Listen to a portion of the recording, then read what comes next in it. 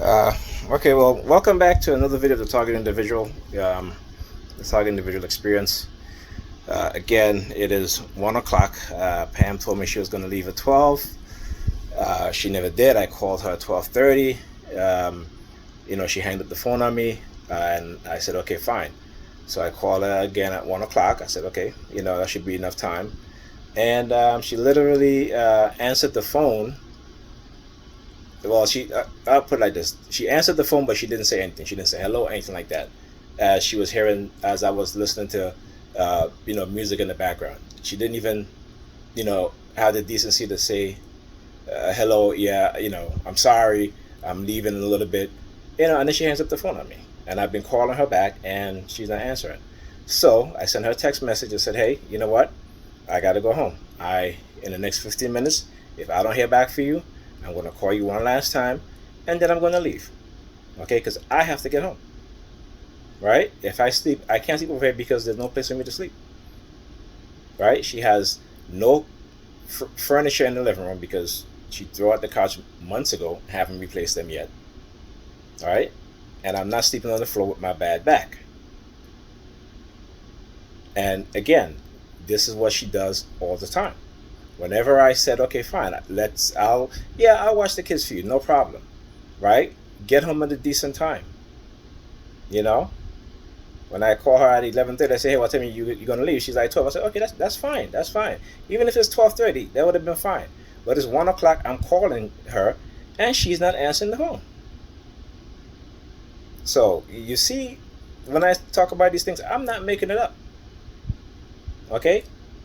No consideration for anybody, right? When she goes out during the week with the babysitter comes in at 8 o'clock in the morning. This is a young girl. 8 o'clock in the morning. And Pam will go out in the afternoon and don't come home until after 10 o'clock. Like, no consideration. None whatsoever. And I've talked to her about this plenty of times. And I don't know why I keep doing this,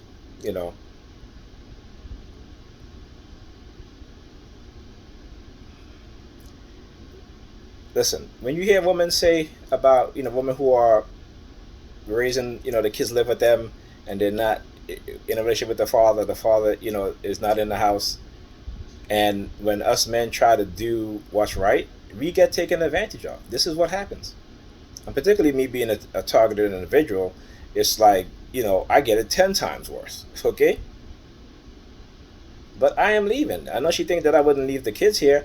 But yeah, my son is 12, and I sent her a text message. Before I leave, I'm going to call her. I say, hey, I'm leaving, so you need to get here, okay? Because again, you could have said, hey, I know I said 12 o'clock, but I'm enjoying myself. Is it okay, if I stay till 1? And I would have been fine. But this is what I'm talking about. No communication, because she has no consideration, none whatsoever. It's about her and her only. Her singular mindset. Her singular mindset that even when you're doing her a favor, she takes advantage. And I guess she figured, the way I feel about her. And yeah, but just because I feel a certain way about you, that doesn't mean that I'm going to be putting up with your shit all the time. It doesn't mean that. And this is that entitlement thing that a lot of females feel that they have, particularly when it comes to how they deal with men and treat men. And again, it's very disrespectful because I would not do this to her. Okay, I could have stayed my ass home, and she won't go.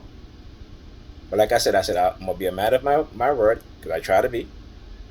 Okay, regardless of how pissed off I am, if I change my mind, I'll call her and say, hey, you know what? I don't think I'm coming.